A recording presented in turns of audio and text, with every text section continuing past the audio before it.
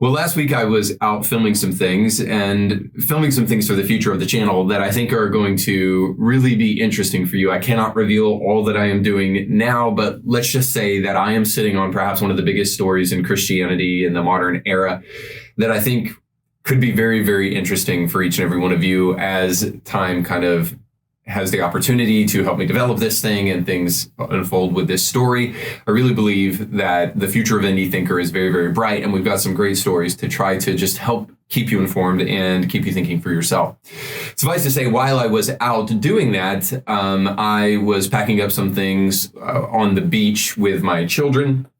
And then we were making our way back to the car. And as I was doing so, two adults, a man and a woman, were sitting directly next to the staircase leading to the exit, smoking up a doobie.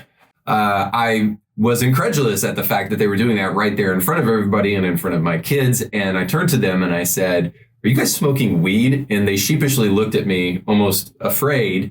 And then they responded and said, "Yes," kind of very timidly. And I said, "I can't believe you guys are doing that in front of everybody. There's kids all around here and we can smell your weed smoke down on the beach. And you're sitting right next to the exit here." And then I just walked away almost dumbfounded that these guys were doing this. Now, this is also in a state, by the way, where it's not legal. So Snoop Dogg, calm yourself. But for many adults who believe that Snoop Dogg is living the ideal adult life, wake up call. There are responsibilities and there are, I guess, moral obligations that you have to your fellow citizen in society. And one of those might be making sure that you're not trying to give a contact high to 7 and 8-year-olds and 9-year-olds on the beach just simply because you want to have a good time. We have a very dysfunctional understanding of rights in the present where we think that because we're Americans, we have the right to give secondhand smoke to everybody that's around us because it was not your bad decisions that gave you a life that you're very depressed about that now you want to smoke. It's also everybody else's problem that happened to you, and they are going to make sure to pay for it. So all of that kind of tongue-in-cheek paint the picture that we have a very flawed understanding of what freedom is and what rights are. Certainly freedom is not the ability to do whatever you want. That's more like anarchy. And freedom is actually more the ability to choose to do that which is right. For anybody who's ever lived in a totalitarian country or anybody who's ever studied history, you understand that in those regimes, you didn't have the ability to choose to do what was right. You were forced to do what your dictator wanted. So it is not a matter of being able to do whatever you want. It's a matter of being able to choose that which is right and to think for yourself about those kind of things. But of course, many in the modern era today think freedom means being able to spark up your blunt right in front of my kids. But unfortunately, in most states in America, it's still illegal, and it should be. Now, while some of you would disagree with that, hopefully you will agree with the fact that freedom doesn't mean whatever you want. Freedom is not just merely the ability to consent to whatever. And that's why I'm happy to bring you today a list. I was going to call it a hit list. It's not really that, but a list of people who showed up in Iowa this past week to speak to Tucker Carlson as he moderated what I think is perhaps one of the greatest kind of pre-presidential primary campaign events that I think I've ever seen in my life. And here, Tucker Carlson pulled no punches, asked difficult questions, and tried to get people to actually focus on issues that matter to the American public. Tucker Carlson, in his second life after Fox, is absolutely doing some blow the doors off reporting that I think all of us should be paying attention to, whether you have any rational hatred toward a man that is probably so dysfunctional and disgusting that you should feel ashamed of it, or whether you like him, kind of like him a lot, or whatever the case may be.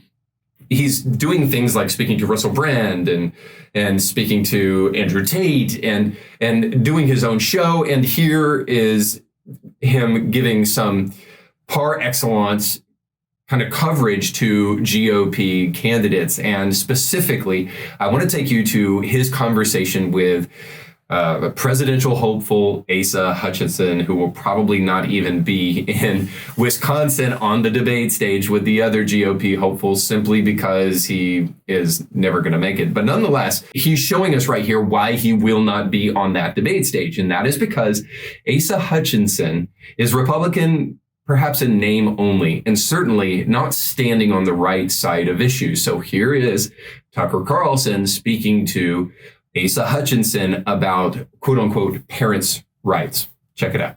You said that the bill was extreme and that it would interfere with the treatment of minors seeking to transition from male to female or female to male.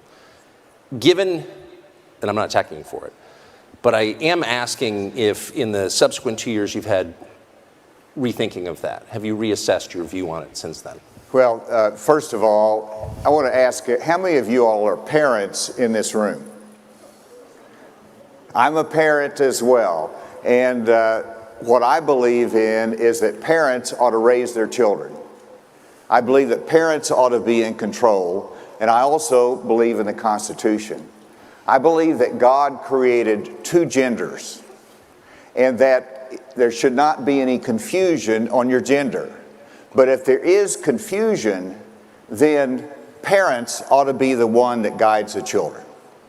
That, to me, is an important fundamental principle. Now, obviously, you could take it too far, and if there would have been a bill that said you should not ever have transgender surgery as a minor, I would sign that in a minute, because no parent should be able to consent to that permanent change.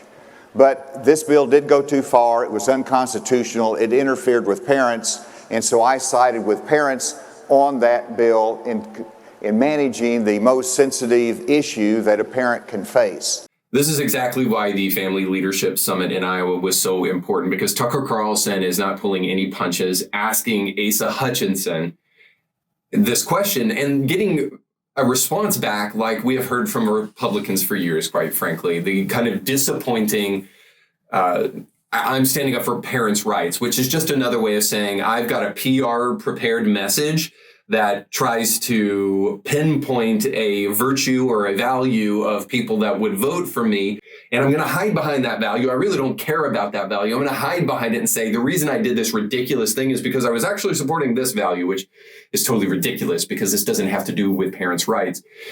Tucker is alluding to the fact that Asa Hutchinson stood in the way of a bill that would keep puberty blockers and cross-sex hormones from being given to minors, based upon Asa Hutchinson's reply that, well, we want parents to make that decision. And, these surgeries, they're permanent. And if anybody asked me to sign a bill about these surgeries, I would do that. But these cross-sex hormones and these puberty blockers, these are a different story.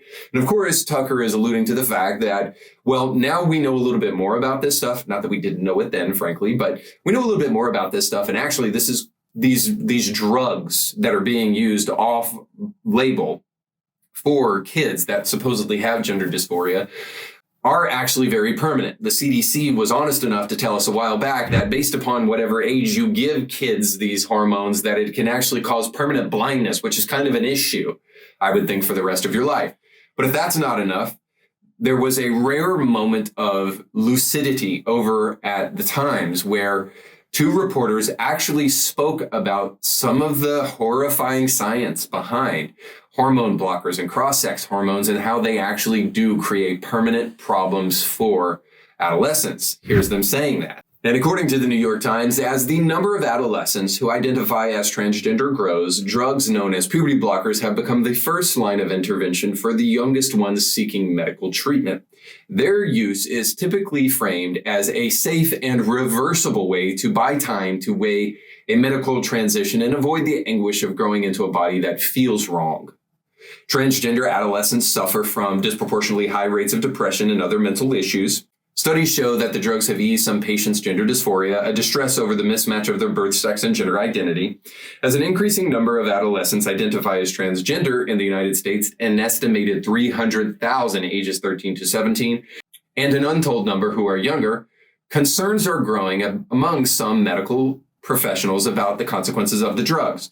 A New York Times examination found The questions are fueling government reviews in Europe, prompting a push for more research and leading some prominent specialists to reconsider at what age to prescribe them and for how long. A small number of doctors won't recommend them at all. There is emerging evidence of potential harm from using blockers, according to the reviews, scientific papers, and interviews with more than 50 doctors and academic experts around the world. The drugs suppress estrogen and testosterone, hormones that help develop the reproductive system, but also affect the bones, the brain, and other parts of the body. During puberty, bone mass typically surges, determining a lifetime of bone health. When adolescents are using blockers, bone density growth flatlines on average, according to an analysis commissioned by the Times of Observational Studies examining the effects.